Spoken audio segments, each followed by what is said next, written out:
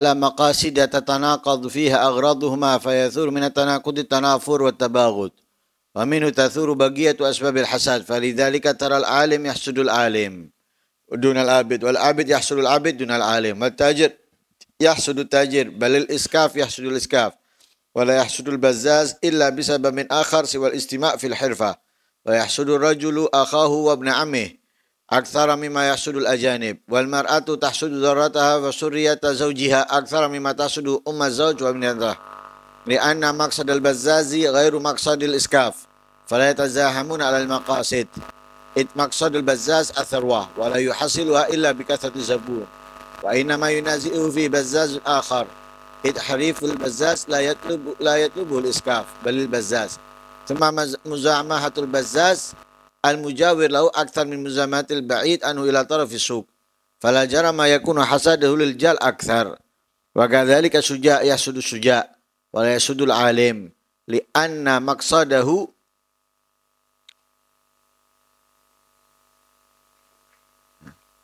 an yudhkara bisyaja'ah wa yushtahara biha wa yanfarida bihadhihi al-khaslah wa la yuzahimuhu al-alim ala hadzal gharad wa kadzalika yasudul alimul alima ولا يسد الشجاع ثم يحسد الواعد للواعد وأكثر من حسده للفقيه والطبيب لأن التزاهم بينهما على مقصود واحد أخص فأصل هذه المحاسدات العداوة وأصل العداوة التزاهم بينهما على غرض واحد والغرض الواحد لا يجمع متباعدين بل متناسبين فلذلك يكثر الحسد بينهما.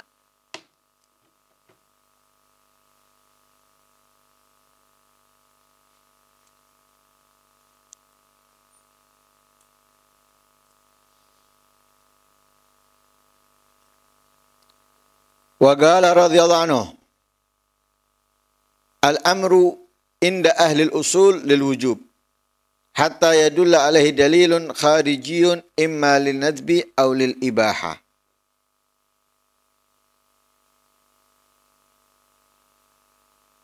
Kata perintah menurut ahli usul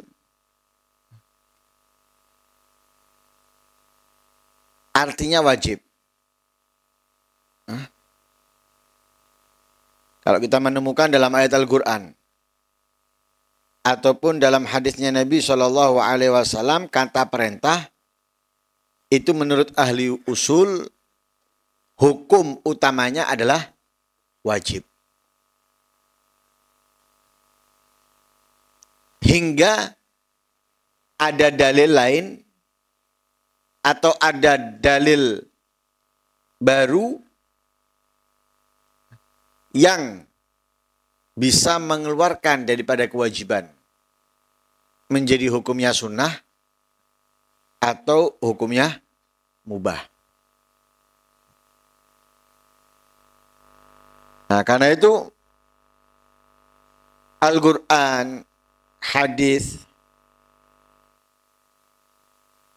ijma' dan qiyas ini tidak bisa dipisahkan satu dengan yang lainnya. Karena terkadang dalam ayat Al-Quran perintah. Tapi Nabi SAW menjelaskan di dalam hadisnya yang menunjukkan arti berbeda atau tujuan yang berbeda dari perintah yang ada dalam ayat Al-Quran.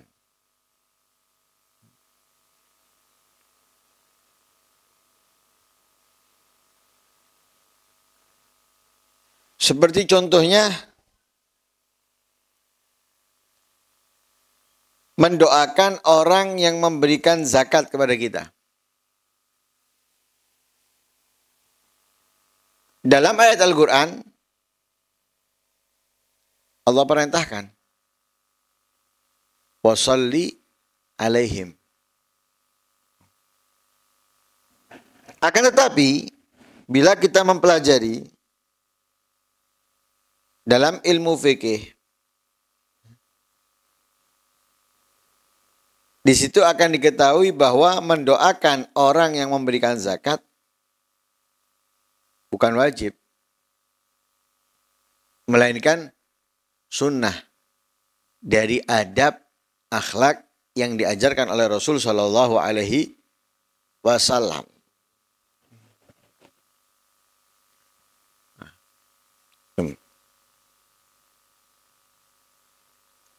Wa qala radhiyallahu anhu, yakfil insana fakhran an yunsaba ila rabbih. Abdurrahman, Abdullah, qala ba'dhum, kafani izzan an akuna laka abdan, wa kana afani fakhran an takuna li rabban.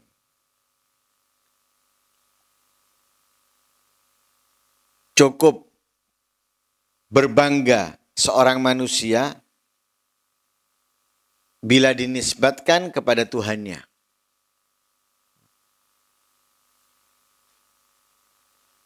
Manusia kalau dinisbatkan kepada Tuhannya, itu sudah patut membanggakan dirinya dengan itu. Karena ketika dinisbatkan dirinya kepada Tuhannya, menunjukkan kesempurnaan pengabdiannya atau menghambanya kepada Allah Subhanahu wa Ta'ala. Seperti pejabat ketika menjalankan tugasnya dengan baik, kemudian dinisbatkan kepadanya pejabat terbaik.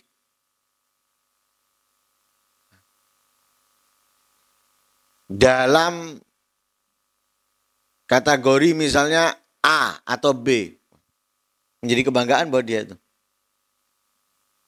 Padahal itu kan hanya negara. Selain negara itu adalah dunia. Berwaktu. Maksimal sampai kiamat. Setelah itu, apa yang dibanggakan? Ada? Tidak ada.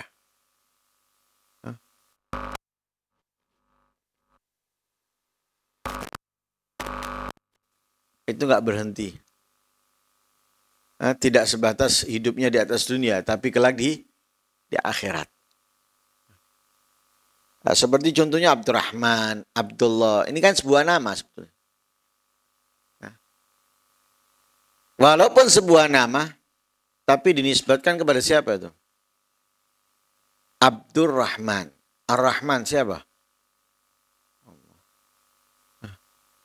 Hambanya Ar-Rahman. Kalau kita dibilang Abdul Baqarah ya apa misalnya? Hambanya sapi. Atau Abdul Hawa, hambanya Hawa. Abdul Nafsi, hambanya nafsu. Nggak ada yang mau. Tapi ketika disebut Abdul, oh senang. Bangga. Jadi cukup sebuah kebanggaan gitu. Ketika seseorang itu dinisbatkan kepada dirinya adalah hambanya Allah. Bahkan sebagian daripada mereka mengatakan apa? Kafani azan an akuna laka abdan. Cukup bagiku kemuliaan ketika aku adalah hambamu. Ketika aku menjadi hambamu. Cukup bagiku itu adalah kemuliaan. Wa kafani fakhran. Dan cukup untukku fakhran. Kebanggaan antakuna li rabban, engkau menjadi Tuhan untukku. Jadi aku patut merasa mulia, istimewa karena menjadi hambamu. Dan aku patut menjadi bangga karena engkau adalah Tuhanku. Sepak bola. Kalau misalnya ada pelatih paling top sedunia atau dianggap top. Pelatih yang dianggap top. Kemudian memanggil kita untuk sekuat timnya. Pasti pemain tadi itu apa? Sudah menjadi apa? Keistimewaan untuknya. Kenapa keistimewaan? Karena dijadikan sekuat daripada tim pelatih tersebut. Dan dia akan berbangga. Kenapa? Dia adalah menjadi pelatihnya. Padahal dipanggil belum tentu dimainkan. Berapa banyak pemain dipanggil oleh pelatih top tapi nggak dimainkan. Selama pelatih ini menjabat 2-3 tahun terkadang hanya dimainkan beberapa kali, hitungan tangan. Tapi ketika dipanggil sudah menjadi tanda kemuliaan buat dia. Dan dia pun berbangga. Yang ngelatih aku adalah pelatih top. Lah begitulah seorang hambanya Allah kepada Allah. Hanya saja kita ini nggak paham, nggak ngerti. Sehingga kadang kita nggak berbangga. Tidak merasa istimewa menjadi hambanya Allah. Dan kita nggak pernah berbangga Allah sebagai Tuhan kita. Masih kita cari apa? Selain Allah. Yang kita anggap berkuasa. Entah itu harta, jabatan dan yang lain sebagainya. Gala Sayyidina Al-Habib Muhammad bin Sumaid radhiyallahu anhu. Yustadalu ala kamali Syekh Abdullah bin Muhammad Ba'abbad bidu'a'il khatmi lahu alladhi lahu wa inna min kibaril arifin al-jam li'annahu ma lahu tasanif wa kana khumuliyan radhiyallahu anhu. Berkatalah Habib Muhammad bin Sumaid, di antara tanda kesempurnaan Syekh Abdullah bin Muhammad Ba'abbad seperti yang diungkapkan beliau di dalam doa khatam, doa khatmul Quran yang dikarangnya. Lah beliau ini termasuk ulama hebat, ulama besar. Ulama yang istimewa. Tapi hebatnya lagi nggak punya karangan. Jadi jangan ulama besar tapi nggak punya karangan. Kenapa? Beliau termasuk orang yang khumul, yang tidak dikenal orang, yang menyembunyikan jati dirinya.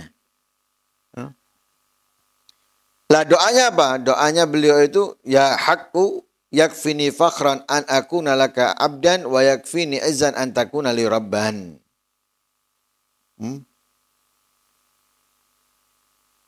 Ya haq, wahai Allah, yakfini fakhran, cukup bagiku kebanggaan.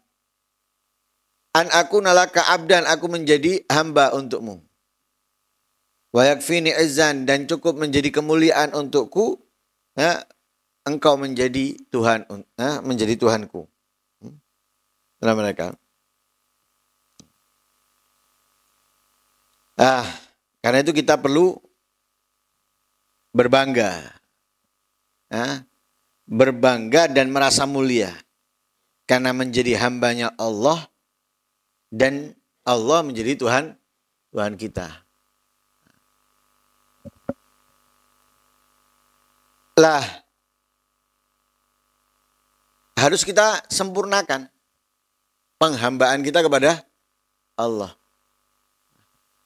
Dengan menghilangkan ketergantungan penghambaan kepada selainnya. Orang yang mengharap dari jabatan seseorang, mengharap dari harta seseorang, itu juga dianggap berhamba. Bahkan berharap atau bergantung dengan hawa nafsunya juga dianggap berhawa. Makanya Allah dalam ayat Al-Quran mengatakan afara'aita man ittakhadha ilahahu hawa. Ada sekelompok orang yang menjadikan hawa nafsunya adalah Tuhannya, yang mengatur, yang memerintahkannya. Jangan sampai duit memerintahkan kita. Lakukan ini, tinggalkan ini. Jangan sampai jabatan mengatur kita. Kamu harusnya tinggalkan ini, lakukan ini. Jangan sampai harta mengatur kita. Lah kalau sudah harta, jabatan, uang, hawa nafsu mengatur kita berarti kita menghamba kepadanya. Na'udzubillah min dzalik. Lah kita harus menghamba kepada Allah. Apa yang diperintahkan oleh Allah, jalankan. Apa yang dianjurkan oleh Allah walaupun itu bukan wajib, jalankan. Apa yang dilarang oleh Allah, hindari, jauhi. Jangan kita menghamba kepada hawa nafsu. Jangan kita menghamba kepada jabatan, harta, uang, dan yang lain sebagainya. Allah memerintahkan tapi jabatan melarang, nuruti jabatan daripada perintahnya Allah. Allah memerintahkan jauhi, tapi harta memerintahkan kita deketi, kita deketi. Nah ini harus kita rubah. Ya, benar-benar menghamba kepada Allah sesuai kebanggaan dan kemuliaan kita ketika disandingkan dengan Allah Subhanahu wa ta'ala. Semoga terwujud itu semuanya. Amin. Allahumma